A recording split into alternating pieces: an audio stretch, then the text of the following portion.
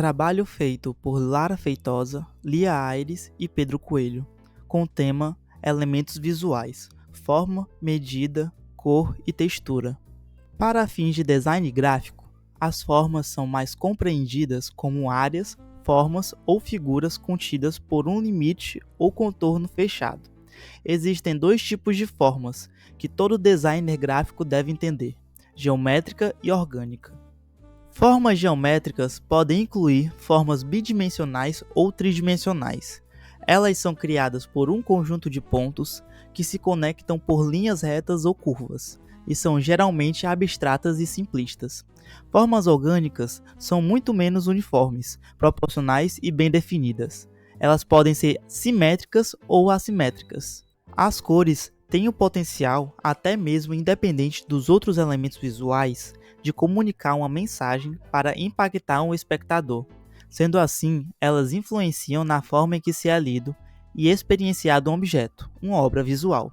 A teoria das cores estuda a influência de cada cor no comportamento do usuário por meio das sensações de desperta, e assim elas estão diretamente ligadas ao sucesso do projeto de design em questão.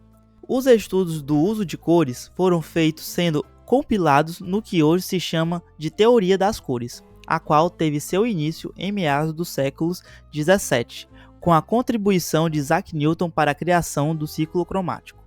As cores detêm de matizes. A teoria das cores explica como é possível combinar matizes, gerando contraste, similaridade e harmonia, complementares, lados opostos do ciclo, o que gera sensação de equilíbrio, análogas, trazem uniformidade e monocromáticas, traz simplicidade e elegância.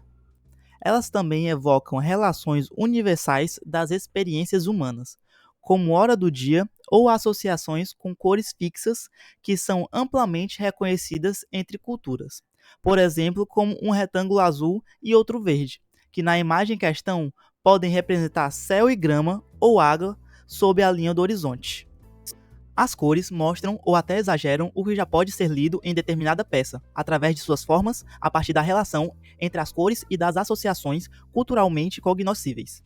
A ambiguidade, por exemplo, pode ser facilmente resolvida a partir do uso de cores. A figura a seguir, em vez de demonstrar o vulcão como uma mensagem de destruição, o uso do verde traz a ideia de fertilidade.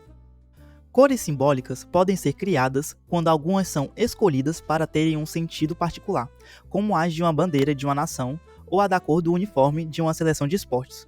Por exemplo, a combinação das cores vermelho, branco e azul podem remeter à bandeira dos Estados Unidos, e essa associação pode ser usada a fim de evocar, por exemplo, o patriotismo.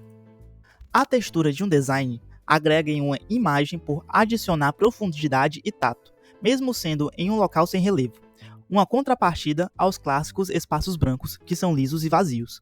A textura de uma peça vai depender da intenção do autor, podendo ter aparência dura, macia, áspera, entre outras. Uma textura pode fazer parte de um dos três grupos: texturas biológicas, ambientais ou feitas pelo homem. As texturas ambientais são compostas por composições inanimadas da natureza, como o céu, o chão e a madeira.